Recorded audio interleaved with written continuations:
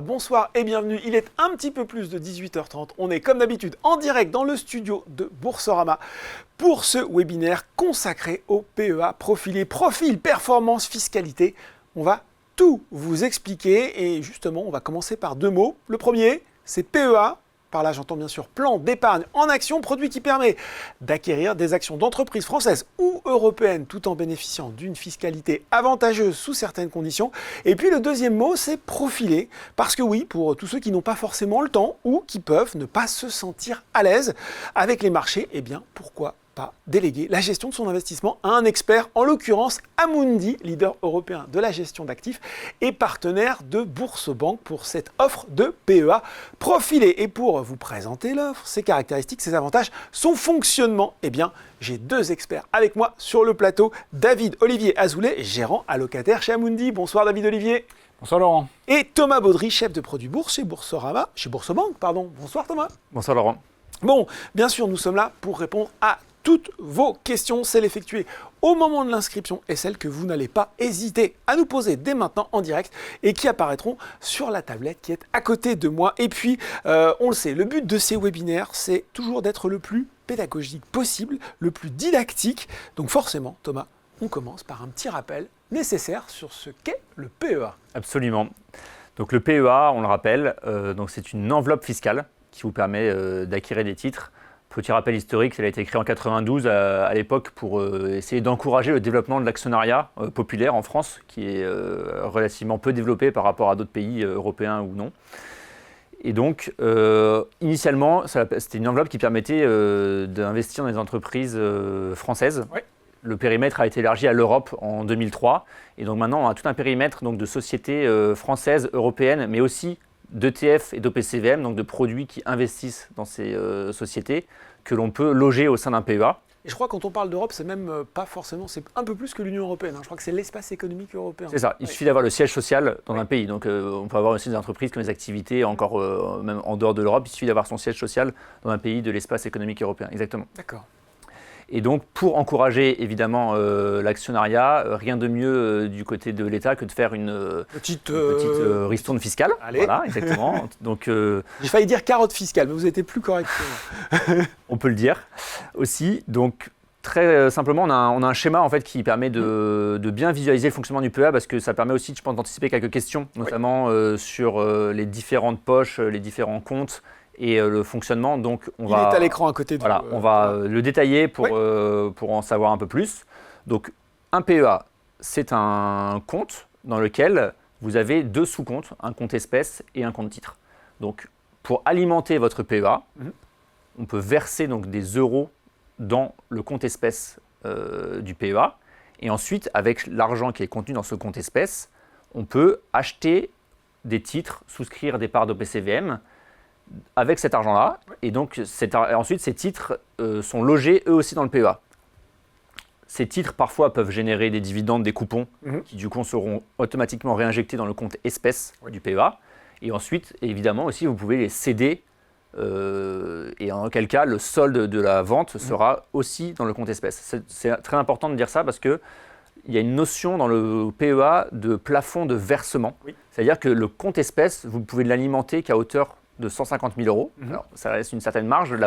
En moyenne, les PEA sont alimentés autour de 15 000 euros, mais la valorisation des PEA est à 15 000 euros en France, mais en tout cas, le plafond est à 150 000 euros.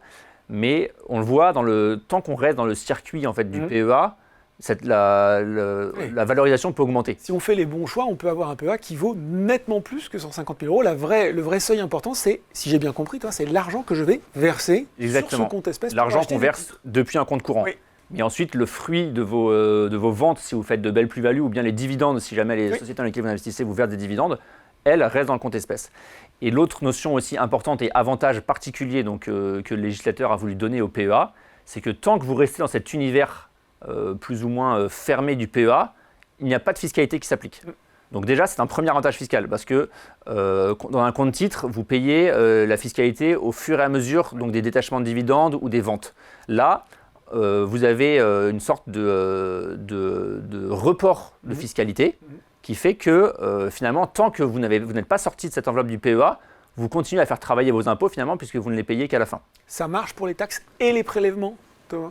Oui, absolument. Il n'y a aucun frottement fiscal, c'est le terme qu'on utilise parfois, au sein du PEA. Et la seule taxation se fait lorsque vous sortez donc, de cette enveloppe du PEA. Et là, même dans ce contexte-là, elle est aussi plus douce que on va dire, le régime légal, plus douce après 5 ans. Puisque si vous sortez en fait, avant 5 ans, vous êtes imposé donc, au régime en vigueur qui est encore aujourd'hui la flat tax de 30%. Donc le prélèvement forfaitaire. Hein, exactement, le prélèvement forfaitaire unique, le PFU en français, en bon français. Ouais. Et par contre, du coup, si vous sortez avant 5 ans, évidemment, le compte est fermé aussi, ça c'est une règle du PEA. En revanche, pour un PEA de plus de 5 ans, là, c'est uniquement donc, les sorties donc, vers un compte courant qui seront taxées à hauteur de 17,2%, donc uniquement les prélèvements sociaux qui s'appliquent. Il n'y a pas d'impôt sur le revenu qui s'applique après 5 ans. Bon, voilà pour le fonctionnement du PEA. Forcément, il fallait qu'on s'arrête un petit peu sur cet aspect fiscal. Vous l'avez dit, c'est un des avantages de l'enveloppe. Intéressant de le comparer avec ce qui se passe plus généralement en matière de taxation des particuliers en France. Exactement, puisque on le voit, donc là on a un petit panorama de différentes sources de revenus qu'on peut obtenir en France, donc les revenus du travail et les revenus fonciers et les revenus aussi du capital qui se distinguent selon les enveloppes dans lesquelles on détient donc, ces produits qui génèrent des revenus du capital. Et on le voit que le PEA de plus de 5 ans est finalement l'une des options, et si ce n'est l'option la plus avantageuse fiscalement, puisque dans un PEA au-delà de 5 ans, seuls les prélèvements sociaux sont dus, alors qu'on voit que dans tous les autres cas, on a plus de fiscalité, puisque dans les revenus du travail, vous avez les prélèvements sociaux, donc la CSG, CRDS qui s'appliquent, plus ensuite l'impôt sur le revenu. Les revenus fonciers viennent s'ajouter à votre tranche marginale d'imposition, donc suivant votre tranche marginale d'imposition, vous pouvez être imposé jusqu'à plus de 60% sur ces revenus fonciers. Et ensuite, dans une assurance vie, alors là, vous avez certains cas où vous êtes aussi imposé à 17,2, mais il y a des limitations, c'est-à-dire c'est uniquement un certain montant de retrait par an dans lequel vous pourrez bénéficier de ce taux de 17,2. Après, c'est un taux entre 24 et 30% qui s'applique selon les cas. Donc on le voit, les revenus en fait, issus des gains d'un PEA sont parmi ceux les moins taxés en France. Les seuls qui sont moins taxés, finalement, ce sont ceux des livrets réglementés qui sont, eux, sont totalement exonérés d'impôts, comme le livret A ou le LDDS. Bon, voilà, et peut-être pour compléter ce que vous venez de dire, souvent, notamment pour les investisseurs débutants, il y a cette question, est-ce que j'ai plutôt intérêt à ouvrir un compte titre ou un plan d'épargne en action et vous avez dit, tiens, ça va être intéressant de faire le match de la fiscalité en tout cas, entre les deux. En fait, ça permet de bien visualiser en fait, l'impact de cette imposition, puisque 17,2, 30%, ce sont des notions un peu, toujours, c'est dur de les appréhender tant qu'on n'a pas les vrais chiffres. Oui. Mais donc, on le voit pour quelqu'un qui hésiterait entre un compte titre et un PEA. Alors évidemment, il y a le critère de l'univers d'investissement. Si les titres que vous souhaitez acheter ne sont pas éligibles au PEA, alors là, il n'y a pas vraiment de question à se poser, il faut aller vers le compte titre. En revanche, pour des titres qui sont éligibles au PEA, si votre horizon d'investissement est supérieur à 5 ans, alors là, on voit que l'impact en fait, de l'économie fiscale que l'on peut avoir avec le PEA est assez forte. Et notamment, par exemple, si vous faites une performance de 100%, vous voyez que l'impact est assez fort et que si vous souhaitez avoir finalement une performance nette de fiscalité supérieure en compte titre, il va falloir que vous ayez une performance brute qui soit beaucoup plus élevée. Oui. Donc finalement, n'investir en compte titre que si l'on est sûr, mais on n'est jamais sûr, de générer une performance supérieure qui permettra d'effacer finalement cet inconvénient fiscal. Pas facile, effectivement. Pas facile, non. Et si vous avez d'autres questions sur justement les différences entre le compte titre et le plan d'épargne en action, autre que sur la fiscalité, n'hésitez pas à les poser. Julien, tiens, nous envoie une question en direct. On va la prendre tout de suite parce qu'elle concerne ce que vous venez de dire. Les prélèvements sociaux s'appliquent uniquement sur les bénéfices, nous demande-t-il? Sur les plus-values, j'imagine? Oui, voilà. Évidemment. Les sommes que vous avez versées, les versements ne sont pas imposés. Donc c'est uniquement lorsqu'on sort du PEA, on va faire la différence évidemment entre la valorisation du PEA et ce qui a été versé en numéraire, donc ce qui a été versé en euros. Et les prélèvements sociaux après ne s'appliquent évidemment que sur la partie des gains qui ont été effectués et non sur le capital. Concernant la créativité fiscale en France, c'est le genre de question qu'il vaut mieux poser quand même.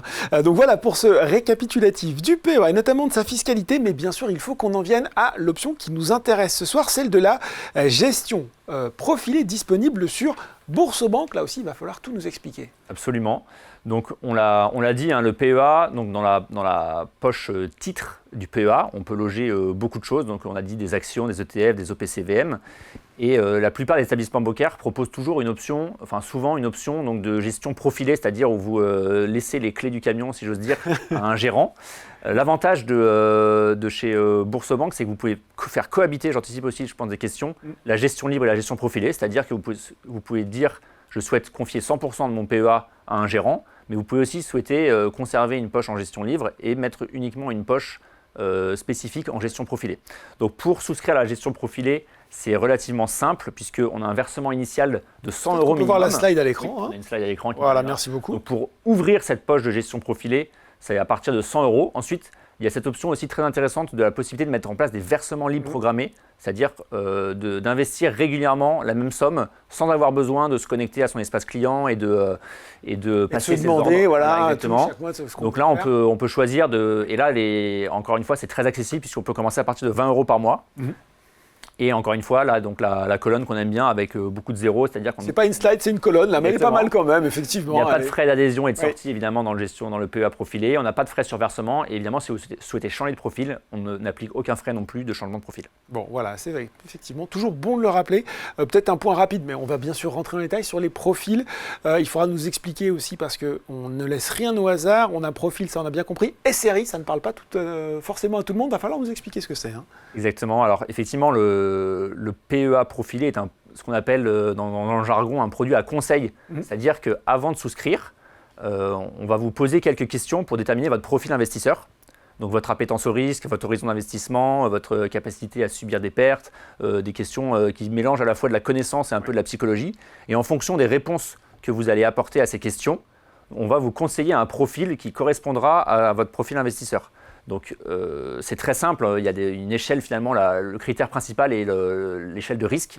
Donc il y a un profil qui est prudent. Donc le SRI, c'est une échelle qui permet de mesurer le risque, la volatilité finalement. Donc dans un profil prudent, on aura une espérance de gain, on va dire plus faible que dans un profil dynamique, mais aussi une volatilité, donc un risque de perte qui sera évidemment aussi plus faible. Donc en fait finalement, on réduit l'amplitude des variations possibles. Et donc le PA équilibré et une version équilibrée, on peut aller un peu plus dans les deux sens. Et évidemment le PA dynamique, lui qui a réservé plutôt au profil long terme et qui sont prêts à subir des pertes, mais aussi qui souhaitent des espérances de gains plus élevées.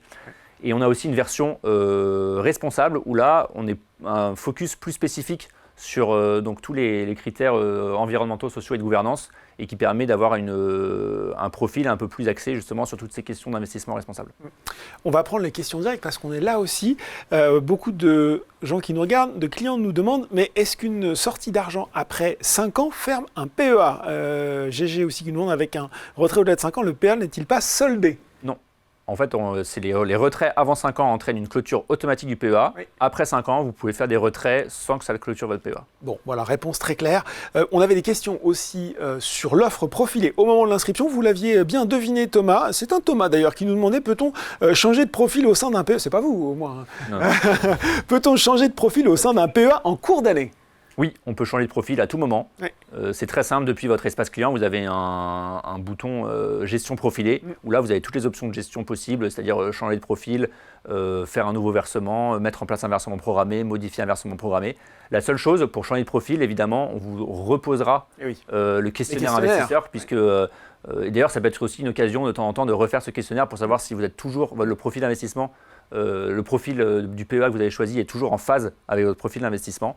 Mais donc c'est obligatoire de le refaire si vous voulez changer. Ça peut surprendre des clients qui ne s'attendent pas forcément à avoir ce questionnaire. Il faut bien dire qu'il est normal et qu'effectivement il faut essayer de le faire le plus sérieusement possible puisque ça va déterminer le profil qu'on vous recommande afin qu'il soit le plus adapté à vos besoins finalement.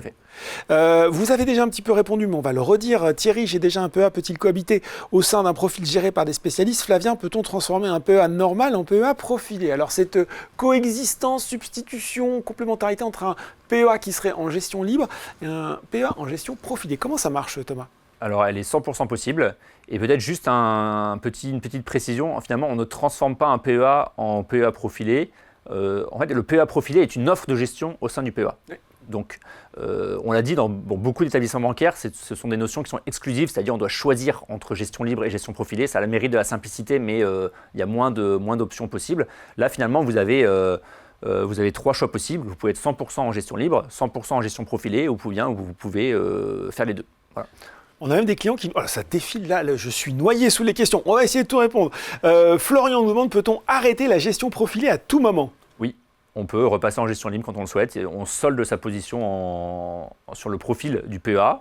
Et donc, on récupère les espèces disponibles. Et là, on peut soit choisir notre profil, soit évidemment réinvestir ou soit retirer les fonds si on le souhaite. MG nous demande si on peut combiner plusieurs profils. J'imagine qu'il veut peut-être parler de combiner plusieurs profils de gestion, peut-être un offensif, un dynamique, on peut faire ça, même s'il faudrait voir l'intérêt. Non, la réponse est non, effectivement, on a un choix de profil, puisqu'on a un profil possible. Alors on peut le changer, mais ça voudra dire qu'on passera sur un nouveau profil.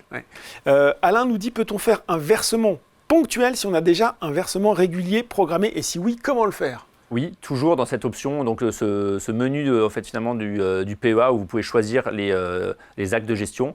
Le fait d'avoir un versement libre programmé sur le PEA n'empêche pas de faire des versements complémentaires. Bon, ben voilà, déjà on a répondu à une batterie de questions avant de passer la parole à David Olivier. Et il y a aussi une question de Balden qui dit, y aura-t-il un replay de votre intervention ? Mais bien sûr, et j'espère surtout que ce sera rapidement mis à disposition, j'espère dans la semaine qui vient, Balden. Voilà, donc pour continuer, poser des questions, on est là pour ça. Voilà pour cette première partie et cette présentation du PEA. Et donc je me tourne vers le chauffeur du camion. Oui. Voilà, puisqu'on vous a donné les clés. On aime bien, David Olivier, là aussi commencer par un petit bilan des marchés, de l'état de la planète finance au moment où on se parle. Cette année, j'ai l'impression qu'il y a plutôt, avec peut-être quelques petits bémols, mais il y a plutôt de quoi avoir le sourire, car elle a été positive pour une grande majorité d'actifs. Exactement, Laurent. C'est vrai que ça reste 2024 une belle année. Bon, l'année n'est pas finie.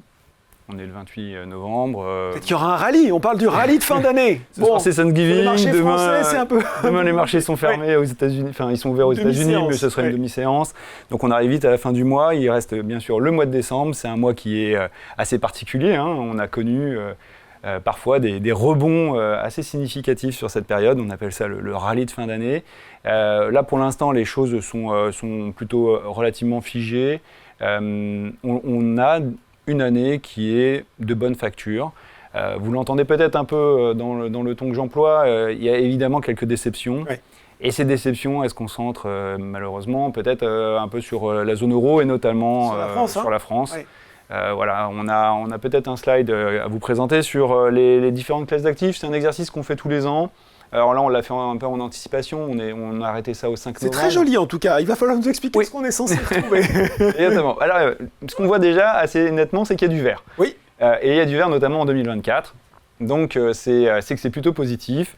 Vous avez des dégradés de vert. Lorsque vous avez du vert foncé, c'est-à-dire que vous avez des performances à 2 chiffres en pourcentage, et ainsi de suite. Plus c'est clair et moins la performance est forte. Et ce qu'on voit en 2024, c'est qu'il n'y a pas de rouge vif. Ça veut dire qu'il n'y a aucune classe d'actifs qui a une performance négative à 2 chiffres. Donc ça, c'est quand même plutôt bien.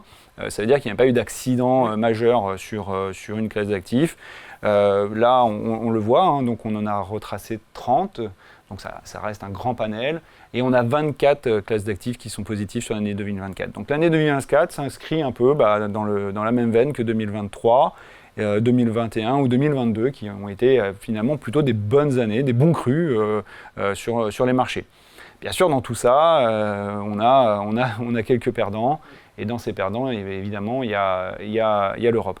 Ce qu'on peut peut-être essayer de revoir un peu sur le panel, sur le panorama peut-être, excusez-moi, ce qui s'est passé dernièrement.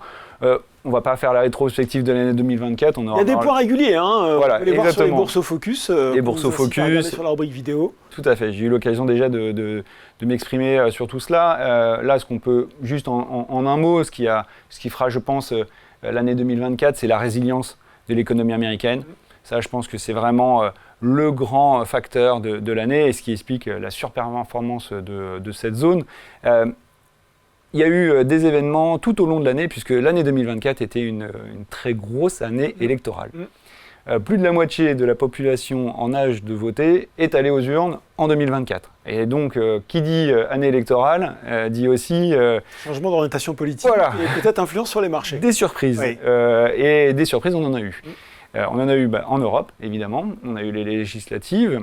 On a eu la dissolution en Ça, France. c'était pas à l'agenda au départ, hein. On se l'est rajouté en cours de route. C'était pas prévu. Évidemment, voilà, l'incertitude, ça crée de la volatilité, on en a parlé tout à l'heure. Donc On peut les parler de marchés l'incertitude ont sur réagi. l'Allemagne, hein, qui a eu effectivement... Très dernièrement, Oui. effectivement, là on a appris ce mois-ci que il y aura dissolution de la cohabitation, de la coalition, excusez-moi, en Allemagne. Et donc les Allemands vont repartir aux urnes en février, vraisemblablement. Il peut en sortir des choses positives, en tout cas, c'est ce qu'on J'espère. on espère, ce qu'on essaie de quantifier. Mais la plus grosse surprise, même si peut-être que ce n'en est pas une pour tout le monde, c'est évidemment l'élection de Trump aux États-Unis. L'élection américaine, hein, c'est un élément qui change Vous avez failli dire game changer, vous êtes retenu juste à temps. Vous avez vu, hein, j'ai rebondi. Évidemment, ça perturbe les marchés, notamment parce que finalement, les instituts de sondage américains, clairement, eux ne l'avaient pas vu. Hein. En tout cas, toutes les données qui avaient été remontées Presque avant l'élection. Exactement, quelques heures encore avant les résultats de l'élection, on s'attendait à ce que Kamala Harris soit élue. La victoire, elle a été claire, nette et franche. On a su quelques heures après. Il n'y a pas eu de discussion pour le coup. Voilà, on pouvait s'attendre à plus de 60 jours de délibération, de recomptage, de voir les fameux swing states. Finalement, à 9h, 9h30, on est, enfin en Europe en tout cas, on avait déjà le résultat. Donc ça, c'est un élément qui va faire changer les choses. Trump, c'est Trump 2.0, 47e président des États-Unis. Cette fois-ci, il est bien mieux préparé qu'en 2016. On le voit, hein, il a déjà nommé... qui est prêt à entrer en fonction. Des nominations qui ont déjà eu lieu, quelques-unes étonnantes, d'autres plus rassurantes. Le secrétaire général au Trésor, c'est plutôt une bonne nouvelle. On a d'autres éléments, notamment peut-être sur la santé. Oui, avec un ministre de la Santé anti-vax. Voilà, ça peut être plus étonnant. Voilà, ce qui a fait les marchés, puisque cette élection américaine a eu des conséquences très rapides. Évidemment, on a vu les marchés américains progresser. Notamment un indice qui est peut-être un peu moins connu de nos clients, qui est le Russell 2000. Ça, c'est les moyennes et petites capitalisations américaines. Exactement. Alors, petite capitalisation... Oui, à l'échelle des États-Unis. Oui, à l'échelle des États-Unis, hein, parce que leur small cap, c'est à peu près nos large cap. Enfin, voilà, c'est des grandes entreprises quand même de grande capitalisation, mais c'est des petites capitalisations pour les États-Unis. Et cet indice a particulièrement performé, même par rapport au Nasdaq, l'indice technologique, ou le S&P 500, qui est l'indice industriel américain. Et donc on a appelé ça les Trump Trades, donc les tendances, les achats qui ont été réalisés à la suite de l'élection américaine. La partie plus négative, ça a été plutôt l'Europe sur cette période. Justement, je crois que vous avez une slide qui nous montre ça, qui nous montre à la fois la performance assez incroyable des marchés américains, l'hyperconcentration, on n'en a pas parlé, mais qui fait aussi qu'on retrouve dans finalement les indices mondiaux une grande partie de la performance américaine. Une Europe qui est un petit peu, on va dire, un peu moins bien placée, et puis la France qui, pour le coup, souffre un petit peu, il faut le dire. C'est exactement ça, c'est ce que vous avez bien résumé. On est dans cette situation où, aux États-Unis, hein, donc là, on a des performances qui sont arrêtées j'ai essayé de faire quand même assez proche de notre webinaire, donc on est au 15 novembre. Vous avez des performances à 30% côté US, hein, pour arrondir. L'indice mondial, hein, qu'on nomme MSCI World, donc c'est l'indice des actions internationales, qui est composé quand même à 73% d'actions américaines, qui suit quand même la tendance de ce qui se passe aux États-Unis. C'est 24% de performance depuis le début de l'année. Vous avez les marchés émergents, toujours compliqué de parler des marchés émergents, surtout en ce moment. Des profils assez divers. Voilà. Entre l'Inde, où il y a eu une très très forte performance, c'était une recommandation aussi que l'on avait, et la Chine, qui a plus souffert sur la période. Ce sont quand même... il y a eu des éléments contrastés, hein, sur la Chine. La Chine, c'est le vrai problème, le vrai sujet de la Chine, c'est évidemment l'immobilier. On a attendu une partie de l'année, une relance qui n'est pas tout à fait venue, en tout cas pas dans l'ampleur dans laquelle on l'espérait. Et c'est ça, exactement. Donc on pourrait s'attendre à d'autres relances, peut-être lorsque M. Trump sera vraiment installé, lorsque les discussions, notamment sur les taxes douanières qui vont être imposées à la Chine, seront évoquées. Là, à ce moment-là, peut-être que la Chine pourra réagir plus fortement.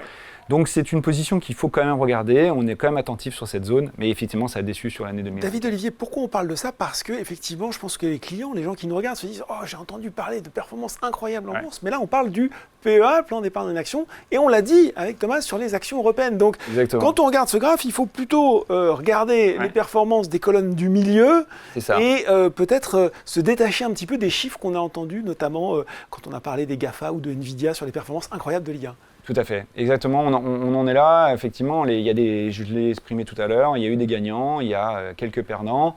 Dans cet ensemble, on a un ventre mou avec un Eurostock, donc c'est l'indice des actions les grandes valeurs européennes, les 50 plus grandes valeurs européennes, qui atterrit autour de 7,5%. Mais vous avez aussi l'indice du CAC 40, qui est donc plus rattaché directement à ce fameux PEA, cette enveloppe fiscale française, qui est typiquement française, qui n'existe nulle part ailleurs en Europe, et qui là accuse une performance négative, donc à moins 46% avec les dividendes réinvestis. Donc c'est vrai que la déception, elle est là. Elle s'explique par différents facteurs. On a évidemment une situation budgétaire en France qui inquiète. Une situation politique qui est également relativement incertaine. On peut le dire aussi, des groupes notamment exportateurs, le luxe, qui ont été exposés au ralentissement chinois dont vous parliez. Voilà, aussi. c'est très important ce point-là, puisque en fait, l'Europe est un pays qui est ouvert au monde. Oui. Contrairement à peut-être d'autres zones économiques. Et donc, on a besoin de la croissance mondiale pour que nos entreprises européennes, et françaises surtout, puissent se développer. Et là, nous avons une économie globale qui est en déséquilibre. Une Amérique qui tient fort, résiliente, mais qui est aussi un peu auto-centrée, qui ne va pas favoriser nos entreprises. On l'a vu peut-être avec des valeurs comme Stellantis ou Volkswagen. L'automobile a quelques difficultés, notamment sur le marché américain et par ses annonces de taxes. Et puis vous avez le pays un peu malade, la Chine qui a ses difficultés. Une crise immobilière, ça ne se règle pas en quelques mois. C'est un moment qui est difficile à passer. On a l'espoir d'avoir des relances. Et c'est vrai que cette relance, et on l'a vu cet été lorsqu'on a eu ces brides d'informations comme quoi il y aurait de la relance, vous l'avez vu tout de suite, les valeurs du luxe on rebondit massivement. Donc on sait que les investisseurs seront prêts à revenir lorsqu'on aura un peu plus de clarté sur les marchés. Bon, voilà, sur ce point macro, c'est un petit peu long, mais c'est pour bien comprendre ce qui se passe effectivement et pour comprendre comment ça affecte in fine les investissements qui sont au sein de ce PEA profilé. Justement, rentrons un petit peu dans le détail de la composition et des différents profils et notamment de leur exposition aux actions. Exactement, vous savez, donc maintenant il y a 4 profils. Donc on a des profils qui sont des gestions diversifiées. Donc ces profils ont une allocation action qui varie en fonction des SRI que vous avez évoqués, ces indices de l'échelle de risque. Voilà, c'est l'échelle de risque. Donc le profil offensif responsable a une allocation de 90% d'actions, 10% étant investi sur des supports monétaires. Le profil dynamique, 82% d'actions, 18% de supports monétaires. Ce n'est pas du cash, il faut bien le préciser quand même, parce qu'on pourrait penser que, comme dans le PEA, vous avez cette partie titre, et puis cette partie on laisse cash. Une grosse partie sur le compte espèce. Voilà, le compte espèce qui ne travaille pas, sur lequel vous n'avez pas de rémunération. Là non, c'est vraiment investi. Nous avons des supports monétaires qui aujourd'hui rapportent entre 3 et 4%. Donc c'est de l'argent qui travaille, et vous avez donc le profil équilibre, 54% d'actions aujourd'hui, 46% en monétaire. Et enfin, le profil prudent, 18% d'actions, c'est 82% de support monétaire. Il va falloir nous expliquer également la notion de borne d'exposition. Parce que là, on a les allocations, mais il faut rentrer un petit peu plus dans le détail. Exactement, c'est un point qui est important puisque ces bornes varient. En fait, vous avez une certaine souplesse d'action au sein de cette grande allocation. Tout à fait. Bien. Oui. En fonction du contexte de marché et de la tendance, on a cette possibilité d'aller faire varier un peu nos expositions. Donc là, vous le voyez, sur le profil responsable, on peut aller de 85 à 100% d'actions. Aujourd'hui, 90%, vous voyez, on est quand même un peu plus protecteur, un peu plus... Au milieu, quoi. On est au milieu, voilà. C'est, disons qu'on ne souhaite pas forcément aller à 95, voire 98% d'actions dans le portefeuille. Dans le contexte, on préfère attendre d'avoir un peu plus de visibilité sur le marché. Dans le profil dynamique, vous êtes entre 60 et 100% d'actions. Là, par contre, on est à 82%. Je vais aussi vous l'exprimer parce que c'est important peut-être de le préciser à ce moment-là. Le profil offensif responsable, c'est un profil européen. On est investi sur des actifs européens. Ce n'est pas le cas dans le profil dynamique. J'allais vous dire, mais ce n'est pas le cas du reste, oui, justement. Voilà, le profil dynamique, nous avons cette possibilité d'être investi sur une zone internationale. Donc on diversifie notre poche. On ne va pas se cacher. Pas faire trop dans la technique. Voilà. Oui, en tout cas, c'est une possibilité. C'est une possibilité qui est donnée et on a pris ce pari de le faire. On va peut-être le voir dans le détail quand on va reprendre profil par profil. Mais voilà, dans ce profil dynamique, donc nous sommes un peu plus confiants et donc nous avons 82% d'actions dans ce profil dynamique. D'accord. Dans le PEA profilé équilibre, entre 30 et 80% d'actions, là nous sommes à 54%, donc vous voyez un peu plus que la moyenne. Et dans le profil prudent, entre 0 et 20, nous sommes à 18%. Bon, et là, roulement de tambour, forcément, c'est le moment que les gens attendent, celui où on parle des performances de ces différents profils à un horizon court, moyen et puis moyen-long terme un petit peu. Exactement. Ouais. Alors voilà, c'est l'exercice qui n'est pas toujours aisé puisque c'est un exercice qu'on fait sur une photo, en fait, des performances à un moment donné. Qui n'est pas le reflet de la gestion sur du long terme, hein. On peut comparer ça peut-être à un film.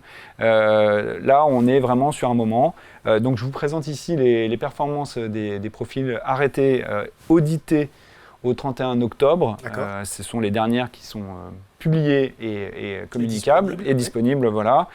Et donc là, vous voyez ces performances, elles sont en ordre dispersé. Et ça, c'est assez rare, puisque j'aime présenter, et si vous suivez un peu les bourses au focus, vous m'entendez souvent parler de la hiérarchie du risque. Et généralement, on parle du respect de sa hiérarchie du risque. Et là, vous le voyez, finalement, ça n'a pas été le cas sur cette période, ces 3 premiers trimestres de l'année 2024. Notamment entre un prudent qui, en fait, est un petit peu mieux placé que l'équilibre. Hein. Exactement, Oui. tout à fait. Donc, on a des performances de 2,81 pour le prudent, 2,26 pour l'équilibre, 3,75 pour le profil dynamique, qui est plus performant que le profil responsable. Donc, il y a moins d'actions et plus de performance. Là, vous voyez assez nettement cette touche de diversification internationale qui a été placée dans le dynamique a permis de générer une surperformance dans ce profil. Peut-être que c'est intéressant d'augmenter un petit peu l'échelle, d'augmenter un petit peu la vision et de voir les performances depuis la création du produit. Exactement, donc c'est vrai qu'on est à quasiment 2 ans du lancement de cette offre. Et donc le lancement a été réalisé le 20 octobre 2022.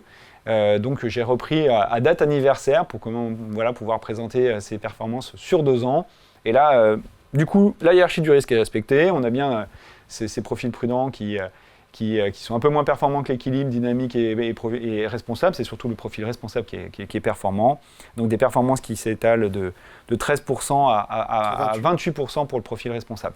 Là, on voit bien cette idée de se dire que sur du long terme, lorsque l'on prend un peu plus de risques sur des portefeuilles et qu'on tient ses positions sur du long terme, on a une capacité d'aller chercher de la performance. On dit aussi quelquefois, beaucoup de nos clients ont tendance à se focaliser sur le court terme, et notamment quand la performance n'est pas autant à la hauteur de leurs attentes, il faut parfois dézoomer un petit peu et prendre un petit peu de temps. Thomas, vous vouliez ajouter quelque chose ? Et on le rappelle, ces profils ont des horizons de placement recommandés. Oui. On voit le profil prudent a un horizon de placement recommandé de 2 ans ou plus. Donc on voit sur 2 ans, le profil prudent joue parfaitement son rôle.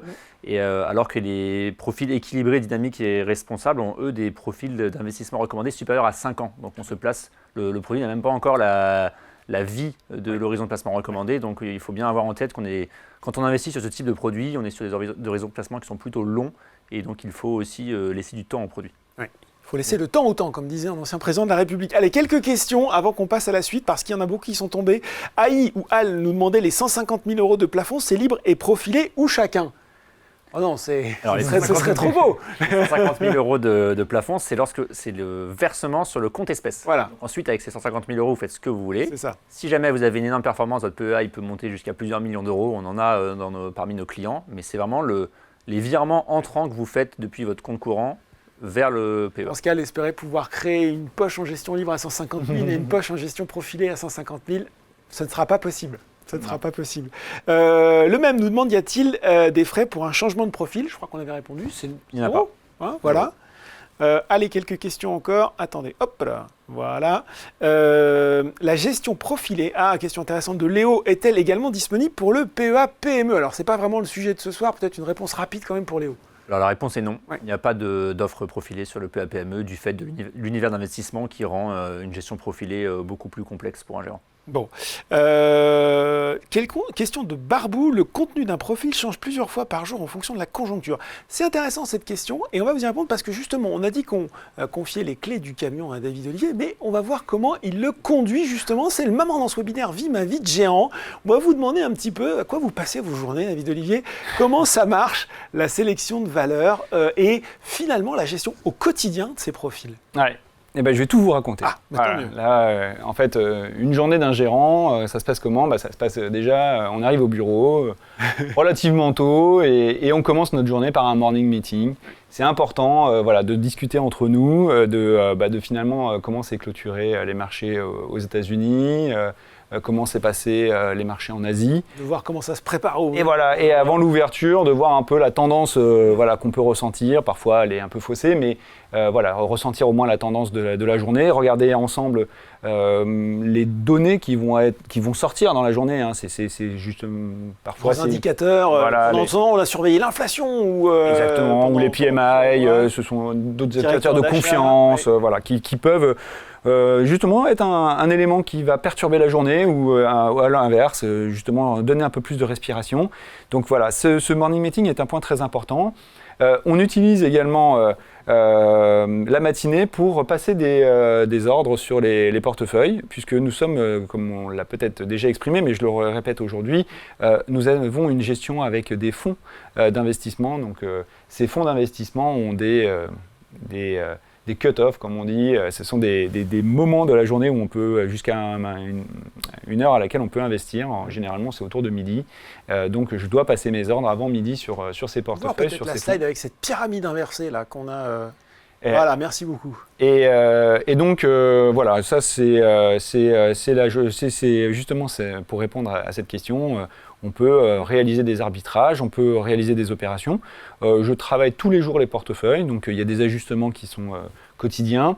Et j'utilise aussi beaucoup d'ETF pour aussi piloter le portefeuille. Et ça, je peux passer mes ordres toute la journée, puisque je peux attendre jusqu'à 17h35 pour faire exécuter ces ordres. Donc, ce sont des gestions pédagogiques, les ETF, donc des fonds cotés en continu, qui répliquent la performance d'un indice. Exactement. Qui s'échangent aussi simplement qu'une action. Exactement. Voilà.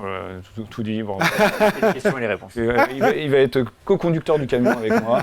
Non, je vous laisse, l'exercice est trop difficile. Et donc, effectivement, vous avez peut-être une slide, une planche qui apparaît à l'écran et qui reprend notre méthode d'investissement. Alors cette méthode d'investissement qui est appelée top-down, une approche qui part du haut et qui descend jusqu'au portefeuille, nous travaillons, et lorsque nous créons en fait les allocations de notre portefeuille, sur des prévisions, sur des scénarios économiques qui nous sont transmis par Amundi Investment Institute, qui est une entité du groupe dans laquelle nous avons nos stratégistes et nos macroéconomistes et avec qui nous communiquons régulièrement pour avoir ces tendances de marché. C'est important puisque c'est à partir de cela qu'on va créer ces allocations stratégiques d'actifs. C'est l'idée de quel est le poids que l'on va avoir d'actions dans les portefeuilles, de monétaires, les équilibres que l'on veut avoir. Et voilà, on va descendre de plus en plus précis en fait, dans la constitution de cette allocation. Une fois qu'on a cette revue stratégique, on va chercher les secteurs géographiques, les styles et même les secteurs industriels dans lesquels on veut investir. Tout ça pour finir par la sélection de l'OPCVM ou de l'ETF que l'on a intégré dans le portefeuille.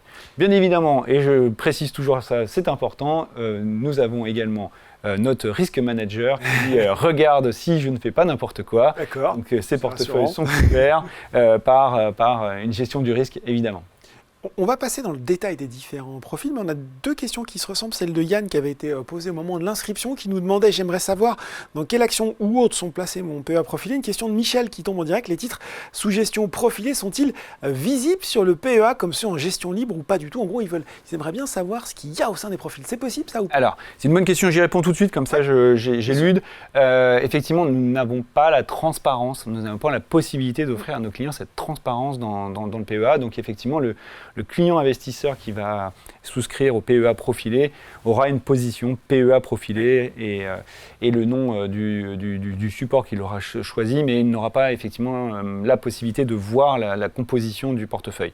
Il y aura les bourses au focus, donc tous les streams, voilà, les rubriques vidéo. Informations dans les rapports de gestion. Exactement, les rapports de gestion que je m'emploie à essayer de bien écrire, dans lequel on a également un petit commentaire de gestion tous les mois.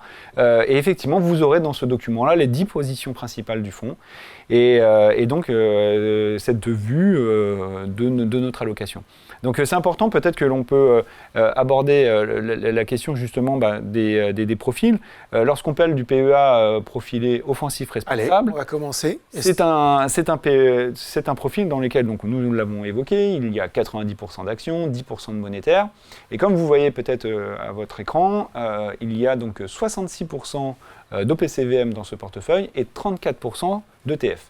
Nous avons une répartition également, puisque je l'avais déjà précisé dans d'autres réunions, mais c'est important de le rappeler, nous avons une architecture ouverte dans ce PEA. Ça veut dire que Amundi a les clés du camion, oui, mais nous nous appuyons aussi sur des stratégies qui seraient offertes chez d'autres sociétés de gestion. Pour le dire simplement, je n'ai pas forcément que des fonds Amundi dans mon profil. Exactement, ouais. Il n'y a pas que de l'Amundi. On sait aussi aller chercher parfois cette stratégie qui n'est pas développée chez Amundi et que l'on peut retrouver chez une autre société de gestion. Et donc vous voyez cette répartition fonds externes, fonds internes, elle est quand même assez importante puisque nous avons 60% de fonds externes dans le fonds, 40% de fonds internes. Vous l'avez dit, sur les performances, on parle de l'offensif responsable, c'est une photo arrêtée à date. Jean-Marc, qui nous a posé une question au moment de l'inscription, nous dit, je suis en moins-value depuis que je l'ai acquis en juin 2024, donc c'est très très récent. Ouais. Quel événement pourrait inverser la tendance de cette OPCVM? Déjà, on pourrait répondre le temps, puisqu'on parlait des horizons d'investissement. Et dire effectivement qu'il faut garder en tête ces 2, 3, 5 ans pour les profils quand ils sont investis. Exactement, je ne sais pas sur quel profil il est investi. Offensif responsable. Offensif responsable. Donc l'offensif responsable, effectivement, c'est le profil, Thomas l'a bien évoqué tout à l'heure, on est sur le profil le plus offensif, donc les durées d'investissement recommandées, c'est 5 à 7 ans. Il peut se passer pas mal de choses entre-temps. Ce qui est intéressant, et c'est un point qu'on a l'habitude aussi d'exprimer, et moi en tant que professionnel de la gestion, je prône ce point-là, c'est aussi d'avoir un investissement programmé, de pouvoir essayer de lisser aussi un peu ses points d'entrée.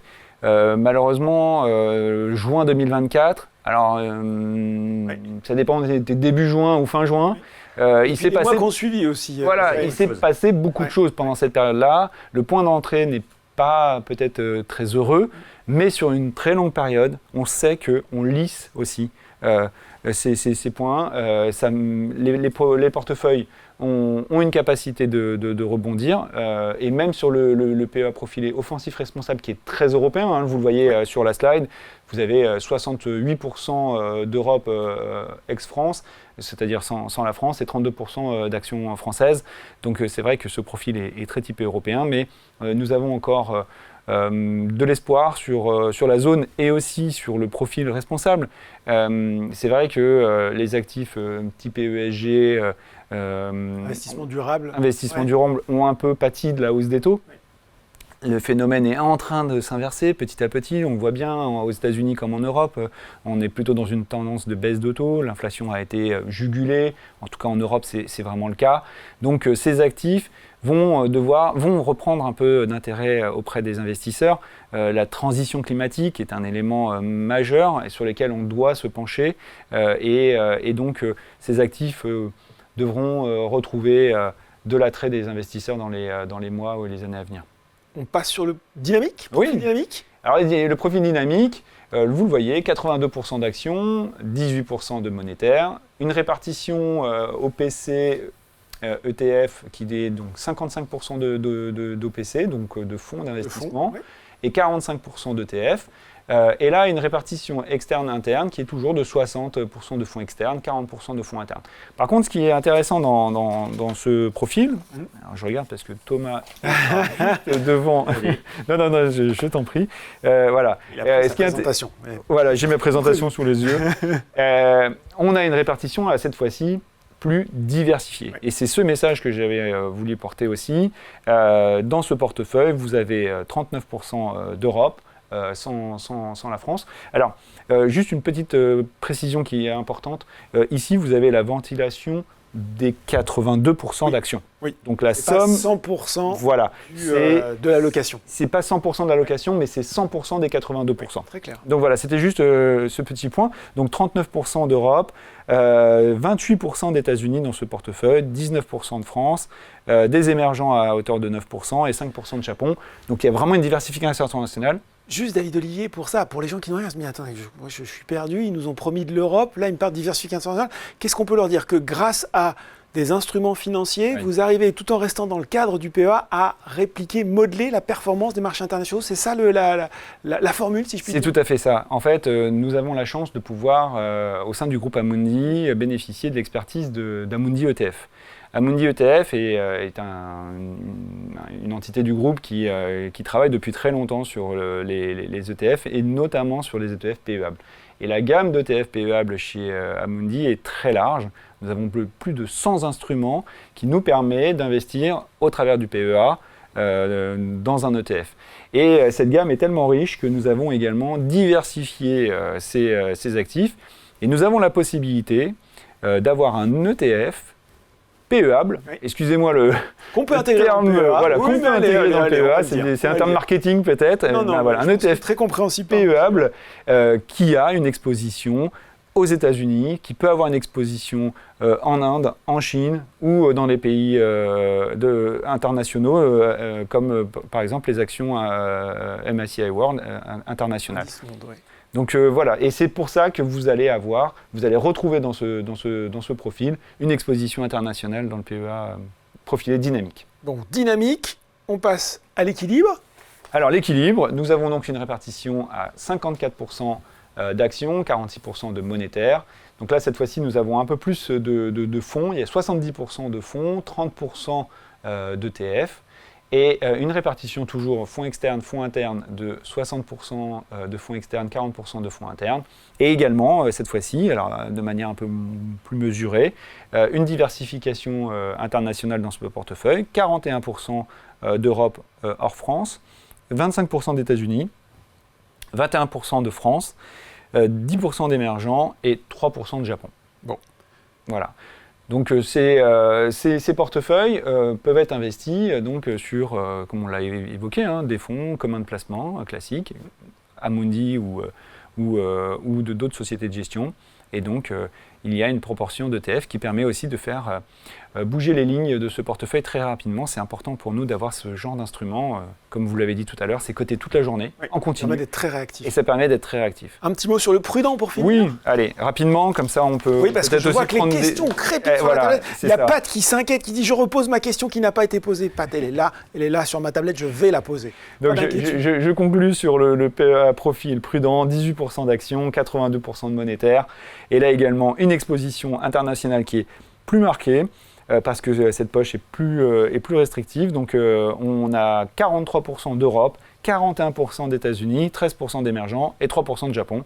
Voilà, vous avez tout maintenant sur le détail de l'allocation de ces PEA profilés. Et comme on l'a dit, pour ceux qui voudraient faire pause sur un profil, avoir le temps de bien lire, tout comprendre, le webinaire il sera dispo en replay d'ici quelques jours. Vous pourrez vous arrêter sur les profils qui vous intéressent ou qui vous semblent le plus pertinent pour vous. Thomas, une fois qu'on a dit tout ça, la question logique qui arrive, c'est comment souscrire? Exactement. On en a déjà un petit peu parlé, mais on va revenir un petit peu sur ces questions-là. Donc, évidemment, la première chose à faire pour pouvoir souscrire à l'offre du PEA profilé, c'est d'avoir un PEA chez Boursorama. Voilà.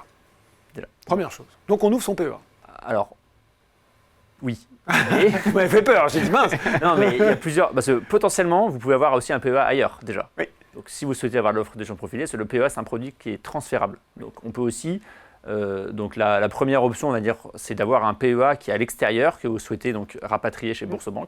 Pour ça, on a un parcours de mobilité qui est extrêmement simple, puisqu'il suffit que vous indiquiez le RIB de votre PEA, l'IBAN de votre PEA détenu en externe, dans un parcours, et ensuite Boursorama s'occupe de tout. Et petit aparté que je fais à chaque fois, il en a un.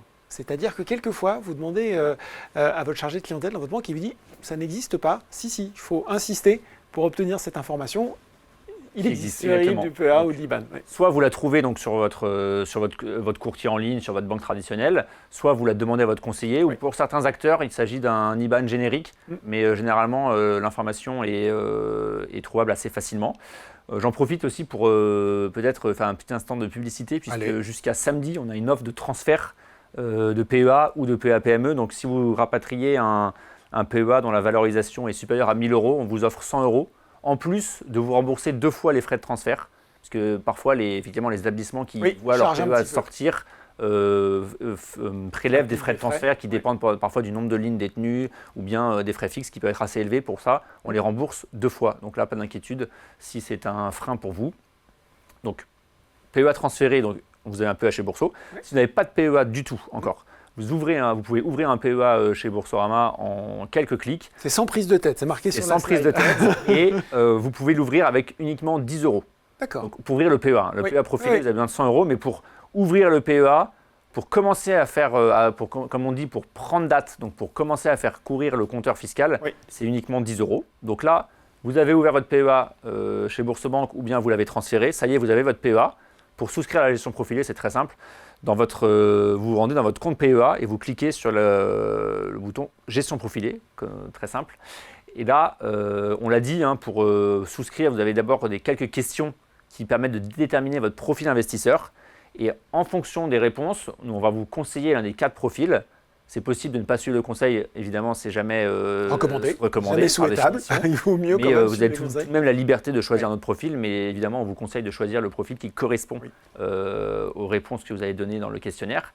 Et ensuite, donc 100 € à l'ouverture et la possibilité immédiatement de mettre en place des versements libres programmés à partir de 20 € seulement. Très très rapide sur les versements libres programmés. Ce seront des investissements en fait, qui vont passer tous les 5 du mois sur le profil. Et aussi, petite précision, j'anticipe peut-être des questions, ces versements libres programmés seront alimentés à partir de la poche espèce du PEA. C'est-à-dire qu'on ne peut pas faire de versement libre programmé à partir d'un compte courant. C'est le versement libre programmé ira chercher donc, des euros détenus on a écouté un peu votre dans le compte espèce. espèce. Au début, c'est plutôt sensé.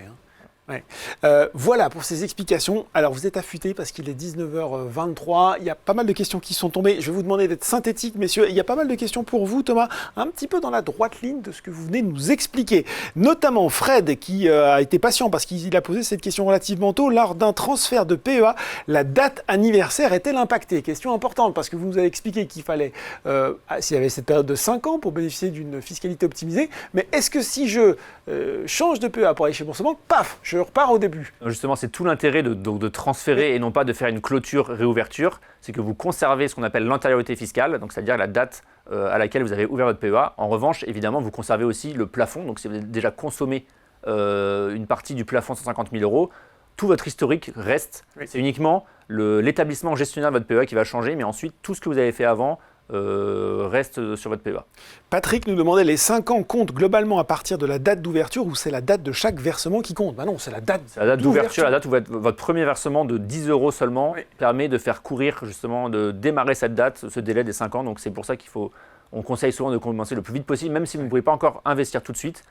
Prenez date sur votre PEA, comme ça il aura 5 ans le plus. C'est ce qu'on appelle prendre date, c'est-à-dire commencer à faire courir, entre guillemets, ce délai fiscal. Ce qu'on peut dire quand même, Thomas, aussi, c'est que prendre date, c'est bien, mais ça ne suffit pas. Derrière, il faut aussi commencer à investir parce que ça ne sert à rien de se retrouver au bout de 5 ans d'avoir un PEA qui est désormais prêt à donner tout son potentiel si à un moment on ne s'y est pas intéressé. Évidemment, c'est que le premier pas et souvent c'est ce qu'on fait et parfois on se rend compte qu'on a des PEA qui ont plusieurs dizaines d'années sur lesquels il y a uniquement un seul versement. C'est la première étape.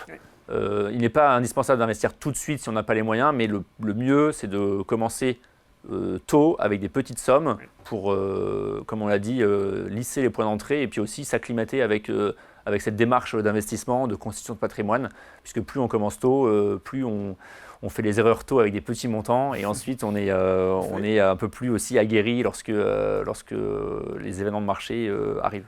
C'est intéressant et c'est une transition toute trouvée parce qu'on a deux questions un petit peu similaires. Celle de Florian qui est tombée en direct. La gestion profilée est-elle accessible au PEA 18-25 ?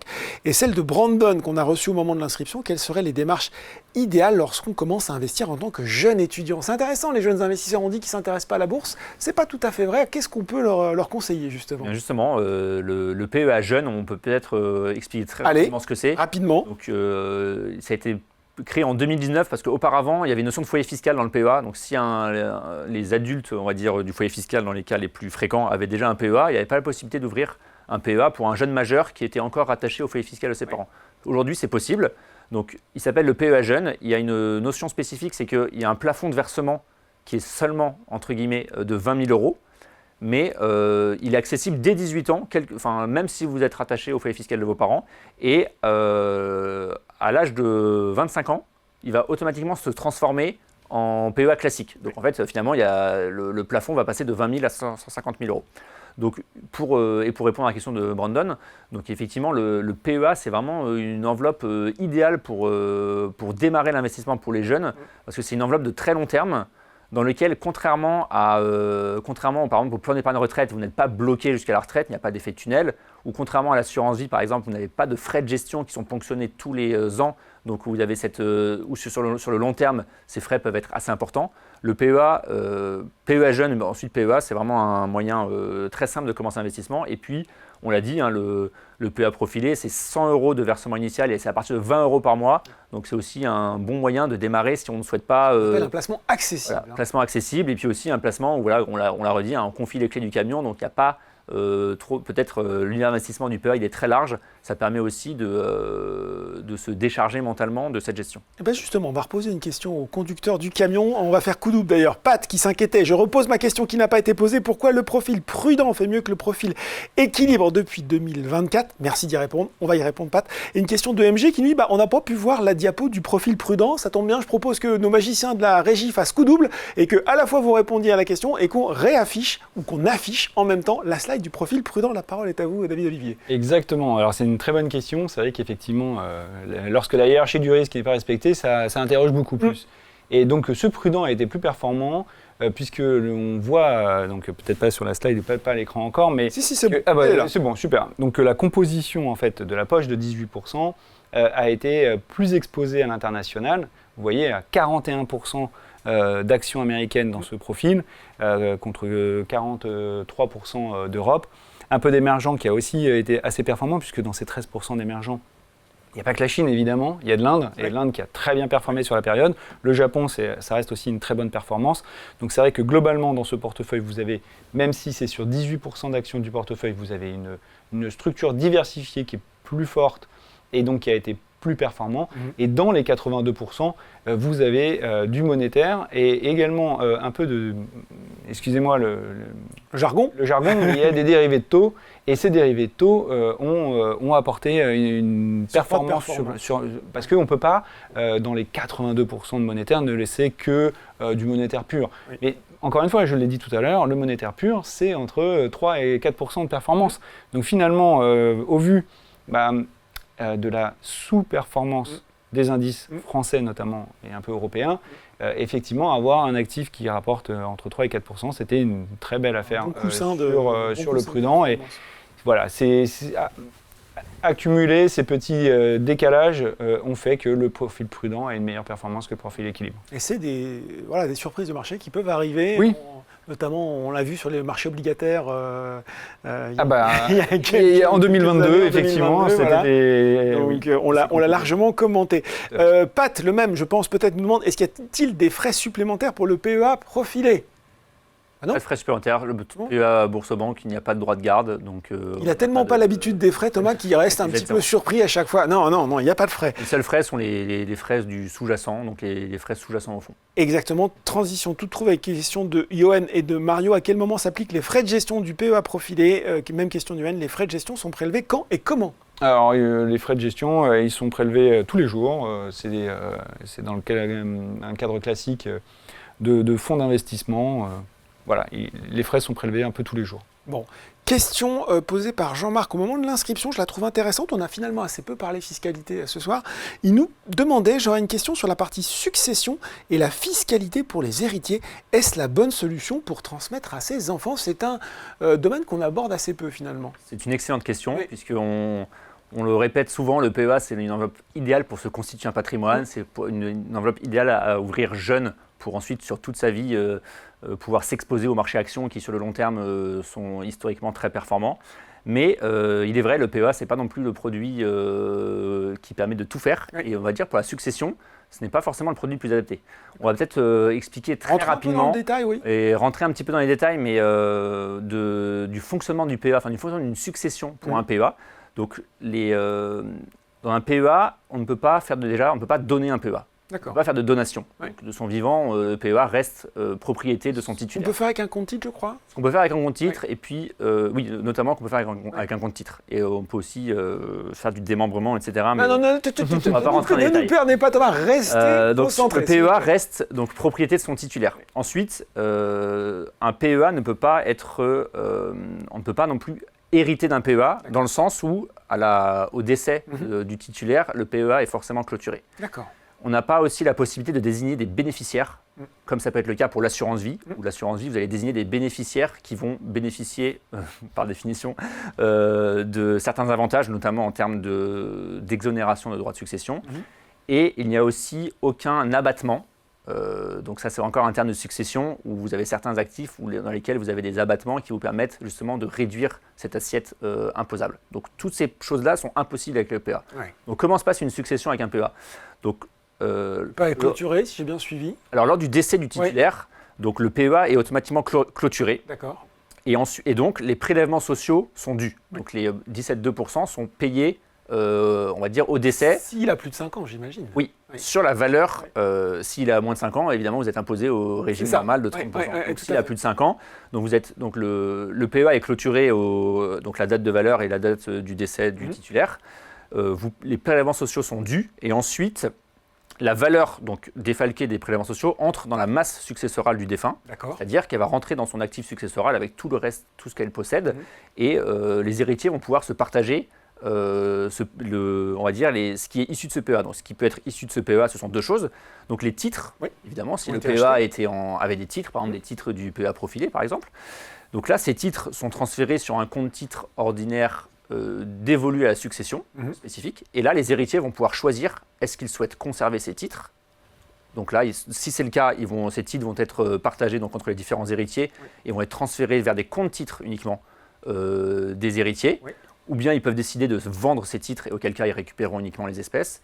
Et la poche espèce du PEA, elle, va être intégrée au compte courant du défunt et va rentrer dans la succession en tant qu'euro classique, on va dire, et que vont se partager les héritiers.